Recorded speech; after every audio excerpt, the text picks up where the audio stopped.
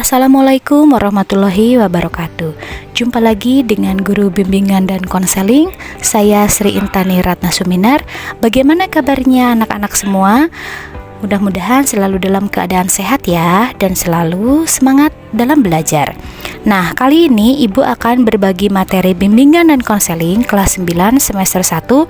Pada materi yang ke-11 ini, kita akan membahas tentang bagaimana cara mengendalikan emosi. Mari kita simak video berikut ini. Kita akan melihat pengertian dari emosi. Pada dasarnya, emosi adalah dorongan untuk bertindak, reaksi terhadap rangsangan dari luar dan dalam diri individu. Sebagai contoh, emosi gembira mendorong perubahan suasana hati seseorang sehingga secara fisiologi terlihat tertawa. Emosi sedih mendorong seseorang melakukan perilaku menangis. Orang-orang sering menganggap bahwa emosi hanya berkaitan dengan perasaan marah saja, padahal anggapan tersebut tidak sepenuhnya benar. Sekali lagi, emosi adalah reaksi tubuh untuk menghadapi situasi tertentu. Situasi yang dihadapi di sini mencakup emosi marah, emosi malu, bahagia, takut, dan sedih. Kemudian kita akan melihat jenis-jenis dari emosi. Berdasarkan sebab dan reaksi yang ditimbulkan emosi dikelompokkan menjadi 3, yaitu yang pertama, emosi yang berkaitan dengan perasaan atau syaraf-syaraf jasmania, misalnya perasaan dingin, panas, hangat, sejuk, dan sebagainya. Munculnya emosi seperti ini lebih banyak dirasakan karena faktor fisik di luar individu. Misalnya cuaca, kondisi ruangan, dan tempat di mana individu tersebut berada. Kemudian yang kedua, emosi yang berkaitan dengan kondisi fisiologis, misalnya sakit, meriang, dan sebagainya. Munculnya emosi ini lebih banyak dirasakan karena faktor kesehatan. Selanjutnya yang ketiga, emosi yang berkaitan dengan kondisi psikologis, misalnya rindu, cinta, sayang, benci, dan sejenisnya. Munculnya emosi ini lebih banyak dirasakan karena faktor hubungan dengan orang lain. Kemudian kita akan membahas macam-macam emosi.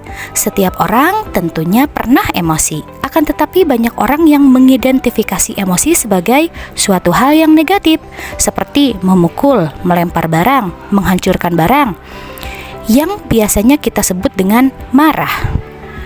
Marah memang merupakan bagian dari dasar emosi, tetapi bukan hanya itu jenis dari emosi. Emosi itu sendiri ada yang negatif dan ada yang positif. Perbedaan rangsangan yang diterima oleh indera memberi pengaruh terhadap rangsangan seseorang. Adanya perbedaan pengaruh tersebut menimbulkan emosi yang berbeda pula. Nah, berikut ini ada bermacam-macam emosi yang perlu diketahui. Yang pertama, emosi marah. Seseorang yang marah terhadap orang lain disebabkan ia menganggap orang itu bersalah terhadap dirinya. Orang yang marah bisa menunjukkan tingkah laku agresif, mengganggu orang lain yang dikenai marah, membanting barang, memukul, bahkan membunuh. Kemudian yang kedua, emosi sedih, duka, susah, dan pilu. Semua orang yang mengalami musibah pasti merasa sedih. Karena sedih seseorang bisa menangis, bisa mengurung diri di kamar, dan tidak mau bergaul dengan orang lain. Yang ketiga, emosi iri. Orang sering membandingkan dirinya dengan orang lain. Jika dirinya lebih rendah atau kurang dari orang yang dibandingkan, maka timbul rasa iri. Emosi iri harus dikendalikan dan diekspresikan secara positif. Ekspresi iri yang positif akan menimbulkan gairah usaha dan meningkatkan kinerja secara positif untuk menyamai orang yang dibandingkannya itu. Kemudian yang keempat, itu adalah emosi takut. Ekspresi dari emosi takut dapat berupa lari menjauh dari objek penyebab takut.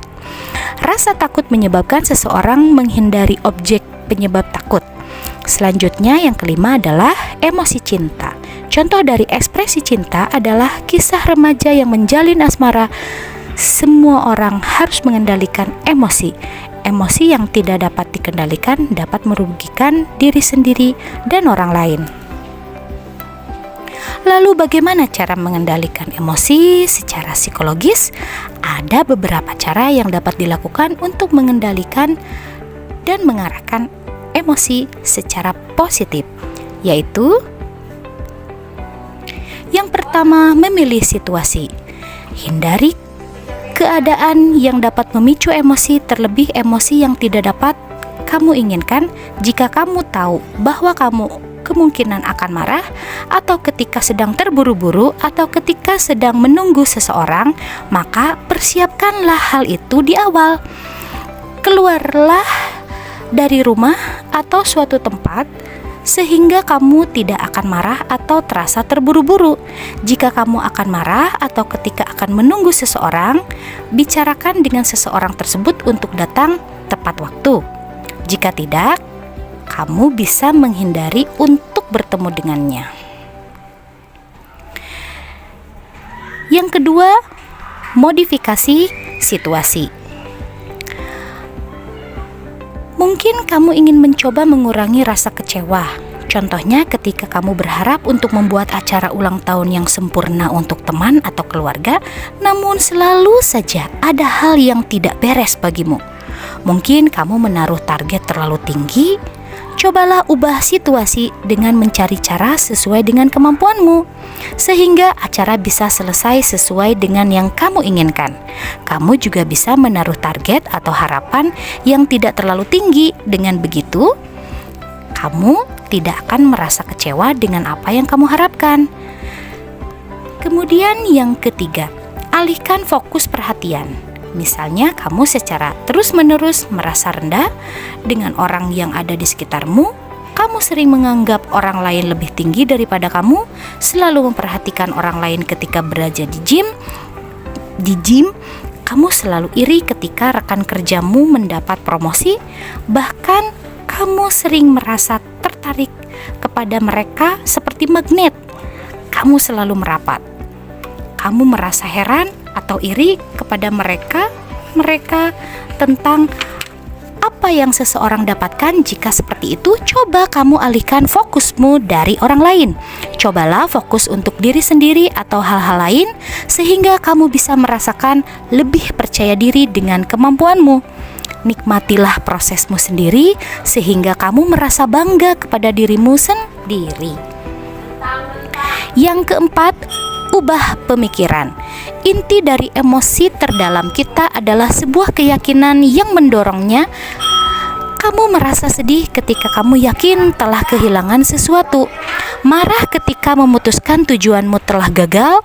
Kamu mungkin tidak dapat mengubah situasi, namun kamu dapat mengubah pemikiranmu. Kamu bisa mengubah pikiran yang mengarah pada kesedihan atau ketika ketidakbahagiaan dengan pikiran yang mengarah pada kegembiraan. Yang terakhir adalah ubah respon. Jika keempat di atas tidak berhasil dalam mengontrol emosimu, langkah terakhir yang dapat kamu lakukan adalah mengendalikan responmu. Jantungmu mungkin akan berdetak lebih kencang karena sensasi tidak menyenangkan saat kamu merasa cepat cemas atau marah. Cobalah untuk menarik nafas dalam-dalam dan menutup mata untuk menenangkan diri. Hal ini juga berlaku jika kamu tidak dapat berhenti tertawa ketika kamu sedang dalam rapat serius. Cobalah untuk merubah ekspresi wajahmu atau pikiranmu. Hal-hal yang membuatmu sedih sehingga suasana hati dapat berubah. Demikian tadi materi tentang bagaimana cara mengendalikan emosi.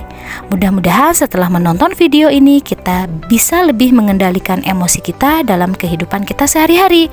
Semoga materi ini bermanfaat bagi kita semua. Kita akan bertemu lagi pada video-video pembelajaran bimbingan dan konseling berikutnya. Baik anak-anak, saya Sri Intani Ratna Suminar, guru bimbingan dan konseling. Wassalamualaikum warahmatullahi wabarakatuh.